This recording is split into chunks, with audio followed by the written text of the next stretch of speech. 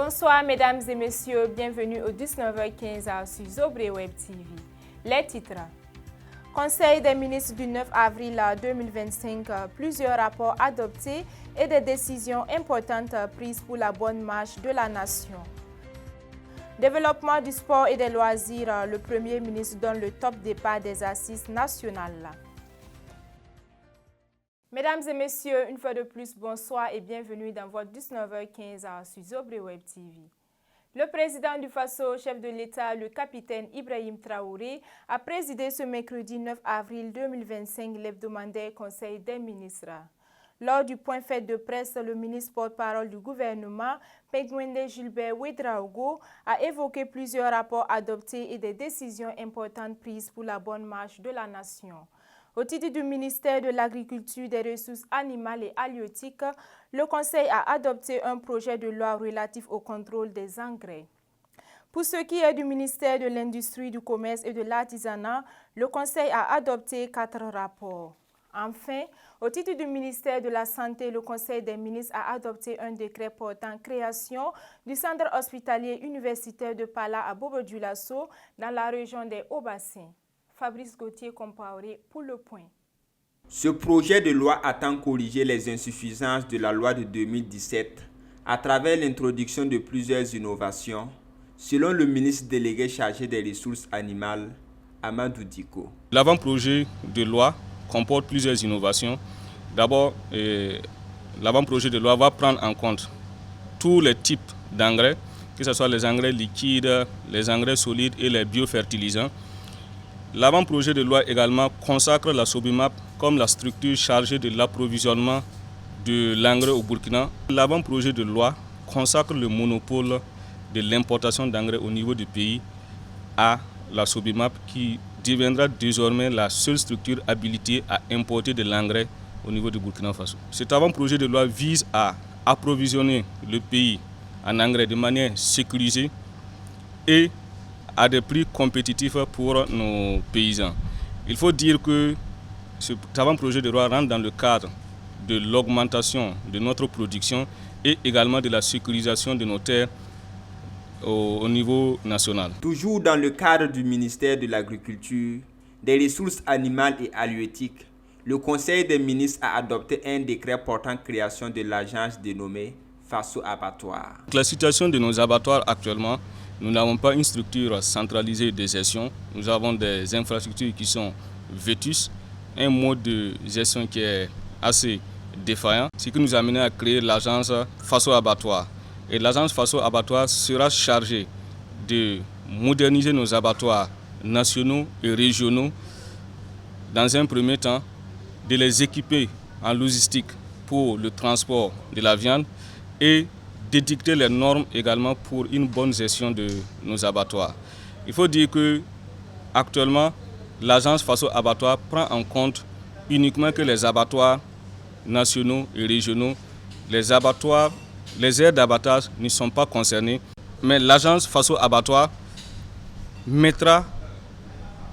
édictera les normes afin que nous puissions mettre l'ensemble de ces abattoirs à niveau. Dans le cadre du ministère de l'Industrie, du Commerce et de l'Artisanat, le Conseil des ministres a adopté un décret portant création d'une société d'État dénommée Fasoyar, dédiée à l'approvisionnement et à la distribution des produits de grande consommation.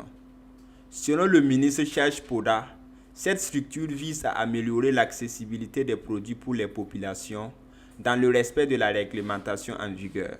Et la création donc de cette société qui aura un capital de 2 milliards de francs CFA, entièrement détenu par l'État et ses démembrements, viendra contribuer à assainir les circuits de distribution du marché intérieur en matière donc de disponibilisation d'un certain nombre de produits que nous qualifions de stratégiques, des produits de grande consommation.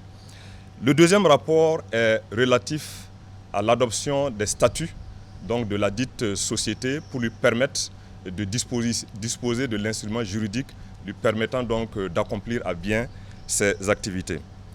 Le troisième rapport est relatif au bilan provisoire de la campagne cotonnière 2024-2025 et les prévisions pour la campagne à venir, celle 2025-2026. Le quatrième et dernier rapport est relatif à l'adoption d'un projet de décret portant déclaration d'utilité publique urgente du foncier de la zone du port sec multimodal de Ouagadougou. Il faut rappeler que le port sec multimodal de Ouagadougou est porté par la Chambre de commerce et d'industrie du Burkina Faso et sera à terme un investissement de plus de 150 milliards de francs CFA. Ce port sec va s'étendre sur une superficie de 356 hectares située dans la commune de Tangen-Dassouri, dans les villages de Poyodogo et de Tinsuka. Dans le domaine de la santé, le gouvernement franchit une nouvelle étape vers le renforcement de l'offre de soins spécialisés. Cet hôpital de 500 lits, fruit de l'exemplarité de la coopération sino-burkinabé, est un hôpital qui a un plateau technique très relevé qui va offrir des soins de niveau tertiaire. C'est un hôpital qui viendra être complémentaire avec ce qui est déjà offert par l'hôpital universitaire Sanou Souro, qui est un hôpital qui est maintenant dépassé. C'est un hôpital qui date des années 1920. Et donc ce nouveau CHU de Pala va aussi offrir des soins et services de très haut niveau qui ne sont pas encore disponibles dans notre pays, notamment, à titre d'exemple, l'angiographie, qui est une méthode de radiologie interventionnelle qui permet d'aller regarder au niveau des vaisseaux, notamment au niveau des vaisseaux du cerveau, ce qui s'y passe. Et donc là, véritablement, il s'agit d'un hôpital de très haut niveau pour lequel le Conseil a donné son accord pour la création. Le Conseil des ministres du 9 avril 2025 marque ainsi une étape importante dans la mise en œuvre des politiques publiques orientées vers le développement durable, la souveraineté nationale et le bien-être des Burkinabés. Le Premier ministre Harim Talba Jean-Emmanuel Ouédraogo a procédé ce jeudi 10 avril 2025 à Ouagadougou à l'ouverture officielle des Assises nationales du sport et des loisirs. Cette cérémonie solennelle s'est déroulée en présence de plusieurs membres du gouvernement, d'acteurs du monde sportif ainsi que des partenaires du secteur. Placé sous le thème « Développement du secteur et des loisirs » dans un contexte de reconquête du territoire, ces assises visent à renforcer la contribution du sport et des loisirs au développement socio-économique et culturel du Burkina Faso. Chérif Lengane pour le point. Dans son discours d'ouverture, le chef du gouvernement a salué l'engagement des acteurs mobilisés et réaffirmé la volonté de l'exécutif de faire du sport et des loisirs un levier stratégique pour le développement du pays. Le sport et les loisirs ne sont pas de simples divertissements. Ils sont le reflet de l'âme d'un peuple, de sa vitalité et de son aspiration à l'excellence. Ils constituent des leviers incontournables de cohésion sociale, de bien-être et de développement économique.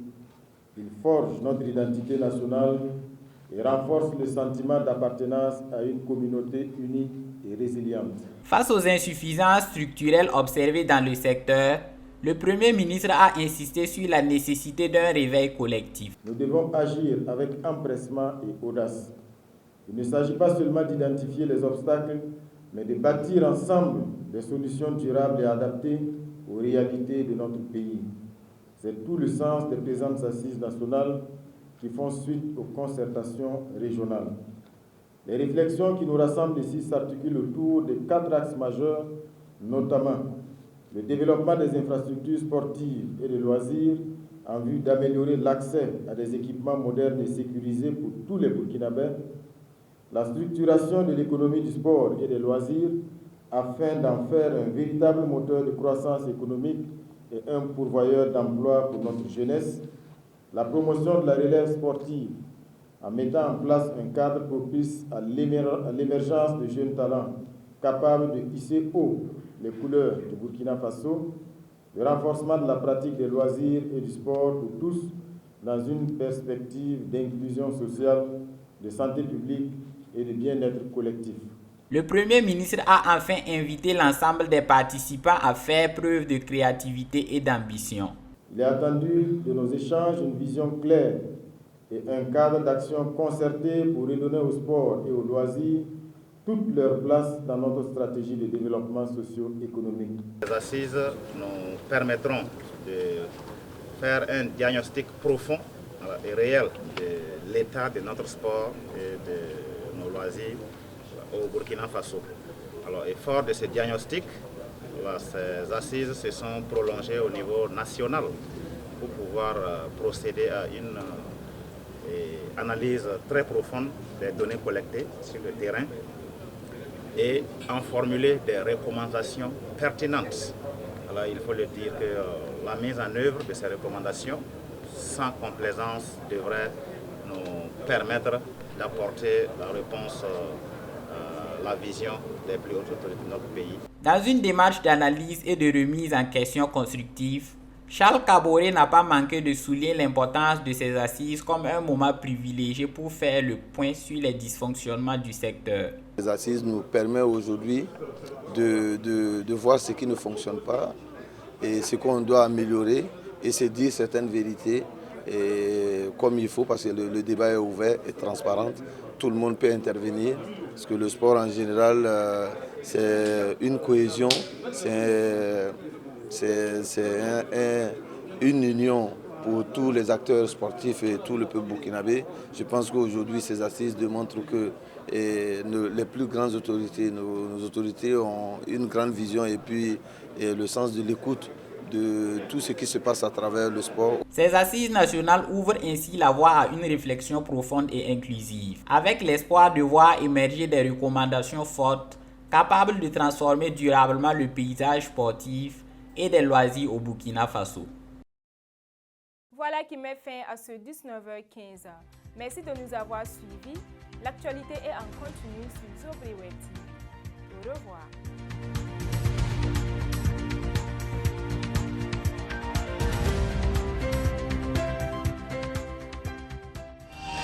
Zobré Web TV, la Web TV au-delà de vos attentes.